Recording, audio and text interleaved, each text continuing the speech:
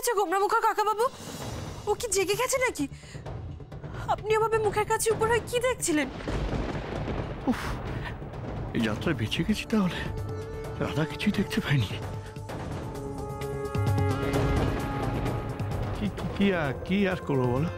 হঠাৎ মনে হলো ভাইপো কি যেন একটা বলতে চাইছে গোয়ানি সুরে, আসতে তো তাই ঝুঁকে পড়ে কান পেতে শুনতে চাইছিলাম ভাইপো আমার কি বলছে, বুঝলে না? গোমরামুখা ঘুম থেকে উঠে কথা বলছিল?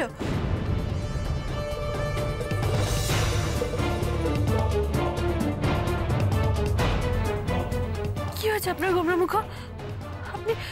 আপনার কষ্ট হচ্ছে? কষ্ট হচ্ছে আপনার? কিছু বলছেন না কেন? আমি ডাক্তারবাবুকে ডাকবো? কাকাবাবু, ও তো কিছুই বলছে না কাকাবাবু। দাঁড়াও, আমি এক্ষুনি ডাক্তারবাবুকে ডেকে আনছি। না না রাধা, শোনো, ডাক্তারবাবুকে ডেকো না। আসলে আমার কি মনে হয় জানো, ও তো ঘুমোচ্ছে, ঘুমের মধ্যে না স্বপ্ন দেখছে। হ্যাঁ, ওই স্বপ্ন দেখতে দেখতে বিড়বিড় করছিল। অবশ্য আর একটা জিনিসও হতে পারে। আরেকটা জিনিস? সেটা কি? হ্যাঁ সেটা, ও হ্যাঁ, ওই দেখবে বাচ্চাদের যখন মা ঘুম পাড়িয়ে রেখে বাচ্চা থেকে একটু দূরে চলে যায় না, হ্যাঁ, ওই দূরে গিয়ে মায়েদের খালি মনে হয় বাচ্চা যেন কাঁদছে, বাচ্চা যেন কাঁদছে। বাচ্চা কিন্তু নিশ্চিন্তে ঘুমিয়ে আছে খেয়ে দিয়ে, কিন্তু মায়ের মনটা ওই খচখচ করতে থাকে। কৃষ্ণ আমার নিজের সন্তানের মতো, আমারও না তাই মনটা খচখচ করছিল রাধা। খালি মনে হচ্ছিল বিড়বিড় করে বলছে, আঙ্কেল আঙ্কেল। আচ্ছা রাধা, আমার কৃষ আমাকে আবার কবে আঙ্কেল বলে ডাকবে গো?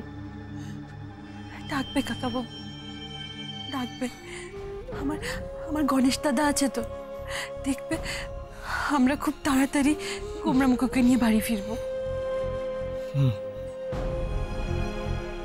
তোমার সে গুড়ে বালি। জানি রাধা, জানি তুমি তো আমাদের বেহুলা। লক্ষিন্দরের প্রাণ ফিরিয়ে নিয়ে এলে, এবার ওকে সুস্থ করে আবার বাড়িও নিয়ে যাবে, তাই না? তুমি তো এখন আমাদের পরিবারের, আমাদের বাঁচা মরার একমাত্র ভরসা রাধা। রাধা, তোমার এত তাড়াতাড়ি চা খাওয়া হয়ে গেল? আমি তো চা খেতে যাইনি, কেবিনের বাইরে পা রাখা থেকে আমার মনে হচ্ছিল যেন গোমরামুখা এক্ষুনি জেগে যাবে, আমাকে ডাকবে। তখন বেরোনোর সময় দেখলেন না কেমন শক্ত করে হাতটা ধরে রেখেছিল, ছাড়তেই চাইছিল না, তাই ফিরে এলাম। ও, খুব ভালো করেছো।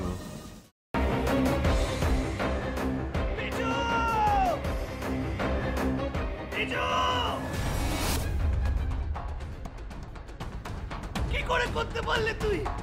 ও তোর বৌদি হয়, তুই আমার ভাই হোস।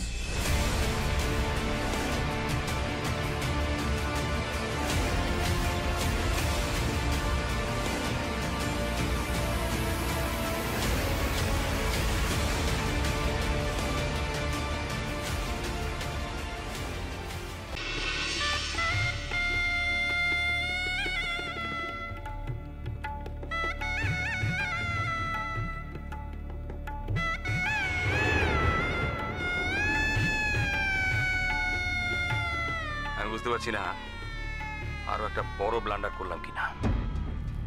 কি বড় মামু? আমি ওদের 20 লাখ টাকা দিয়ে দিয়েছি। সে কি কথা? কেন? তোমার কিন্তু কথা ছিল এই কথাটা 5 কান না করার। যাই বাবা, তাড়াতাড়ি বজরংবলীর পূজাটা দিয়েছি। আমি লাড্ডু না দিলে তো বজরংবলীর ব্রেকফাস্টই খাওয়া হবে না।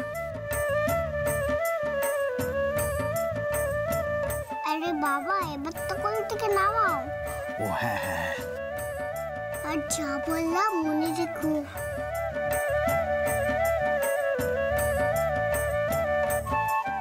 ইয়া ইয়া সাবধানে সাবধানে দেখে। আমরা চেষ্টা করছি যাতে ওকে যত তাড়াতাড়ি সম্ভব। জোর দিয়ে বলতে পারেন কি ওকে জীবিত অবস্থায় পাওয়া যাবে?